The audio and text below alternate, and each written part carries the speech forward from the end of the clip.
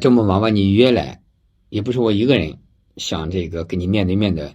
这个交流一下。关键呢，有很多很多的司法工作者、法律工作者，以及很多的媒体工作者，都有这么一个想法，想让我代表他们跟你面对面的呢，交流一下。那么我就简单的问你几个问题啊。你看，关于您这个事件，通过住院协对你进行封杀、惩罚，到现在已经4个月了。由于我的质疑，对中国演出协会的质疑，现在引起了巨大的这个舆论。那么我们大家也都相信你这次是被冤枉的，但是我还是希望得到你自己最真诚的一个回答，那就是说，18年的时候你去日本旅游的时候，这个靖国神社那个照片背后那个背景是不是靖国神社？我可以肯定的说，那不是靖国神社，因为我当时就是和朋友一块儿去日本樱花季看樱花，然后呢也是行程也是朋友安排的，我们当时就是一路走，然后一路拍摄樱花的一个照片。我敢肯定的是，出那张照片背后的绝对不是靖国神社，我也绝对没有进到靖国神社里面，没有参观，更没有参拜。关于网上发布的一些都是一些谣言，然后我相信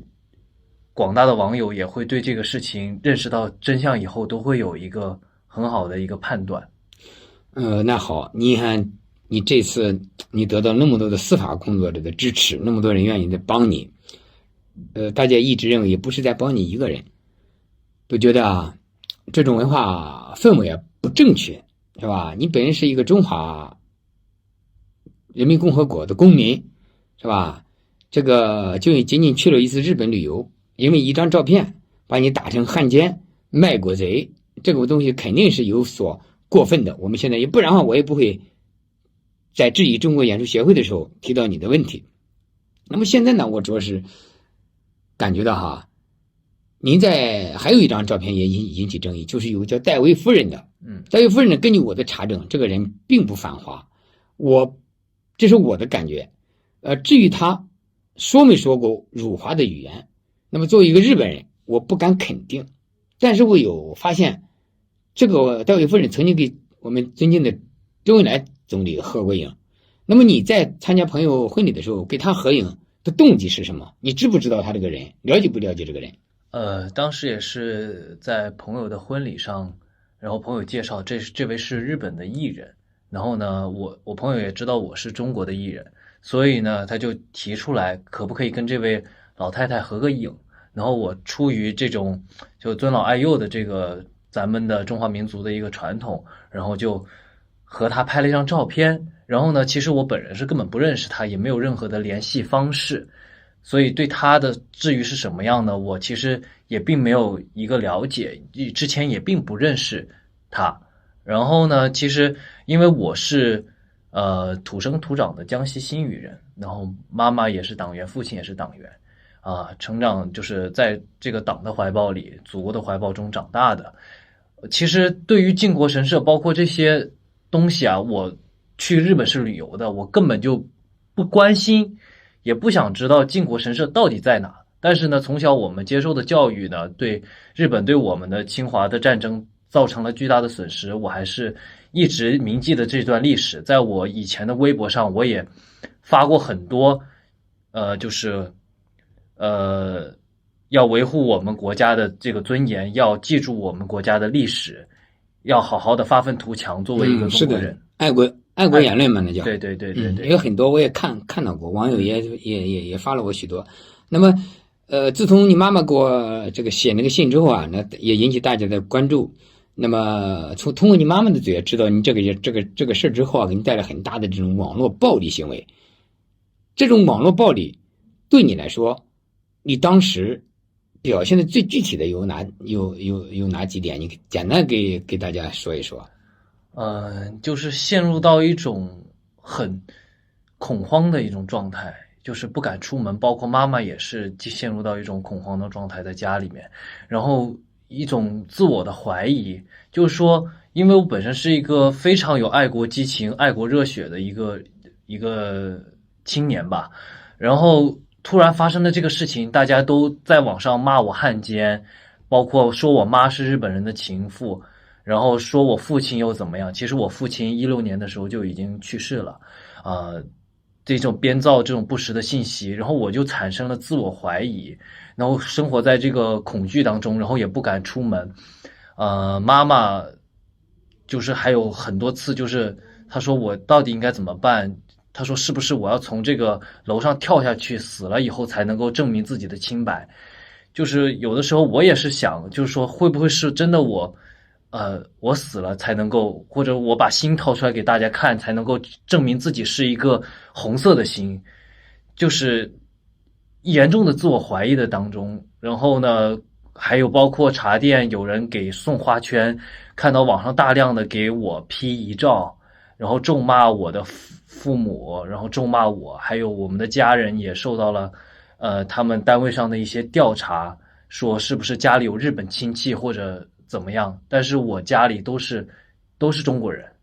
然后呢也没有任何的外籍的亲戚，就是土生土长的江西新余人。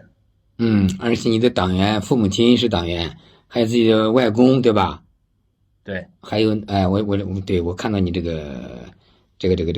亲戚关系啊，大部分很多都是党员。那么你像现在这个状态啊，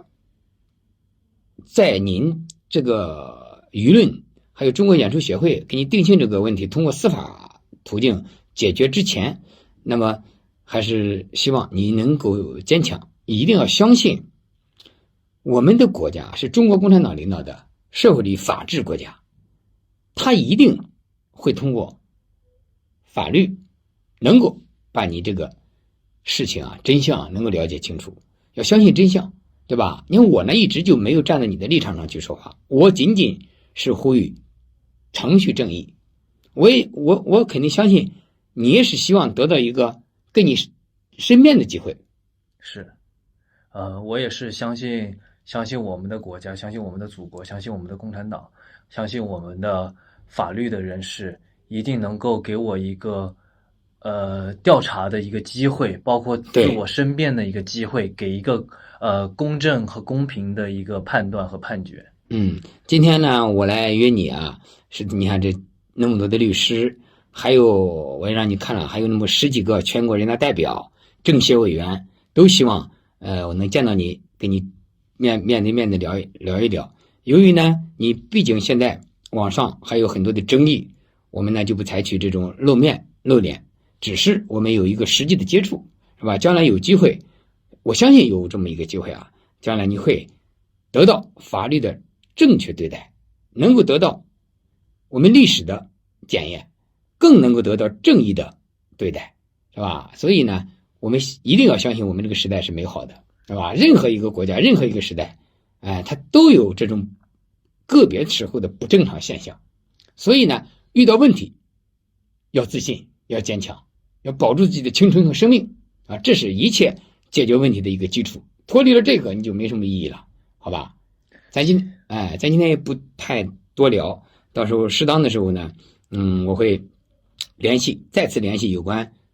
政法机关、司法工作者，是吧？为你这个事呢进行有效的、符合法律程序的一些论证、一些论坛，是吧？让更多的司法工作者进入到这个事件当中，解决这个事件并不是为你个人，而是为了我们广大的老百姓，一个价值观的问题啊，一个三观的问题。所以很多人呢现在都等待着这个事件的最终真相，我们希望这个事件的真相是有利于你的。只要你确确实实没有经过审视，我也多次表态，我并不站在你的立场上，我更不会为你洗白，是吧？但是我相信你这一次是被冤枉了。假如最后经过法律审判，你确实去了，那受到任何的惩罚，你都应该心服口服。明白。感谢李老师能给我一个这样的说话的机会和申辩的机会，也感谢所有关注这件事情的广大网友和所有司法界的这种法律人士。我愿意接受调查，也愿意接受质疑，也希望就是说，如果也希望能够还我一个清白吧。